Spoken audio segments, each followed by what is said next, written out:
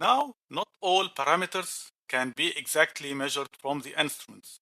We may need to make some laboratory tests depending on the procedures, and the frequency of these tests may vary depending on the plant's operating procedure. That's why it's common to add sampling connections on the points where we need to take samples, maybe at reactor effluent pipe, for example, or at product piping in order to ensure it's on spec. However, we shouldn't forget that we are taking samples from a running plant, which means that there should be some precautions in order to ensure a safe operation.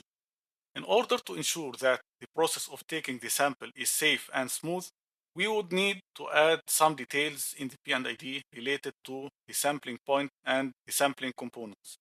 These are typically shown in the typical details P&ID. This shall depend on operating conditions. For example, we may need to add a sample cooler in order to take the fluid sample at a non-hazardous temperature. Fluid phase, whether it's a liquid or a gas, is very important as well, as in case of gas, the sample orientation would be upwards, but for a liquid, it would be downwards. The fluid volatility is also important because too many vapor may be harmful and may need some procedure to consider as well. Also, if the fluid itself is hazardous, then we shall need to add some valves or fittings to ensure that it won't harm the operator while taking the sample.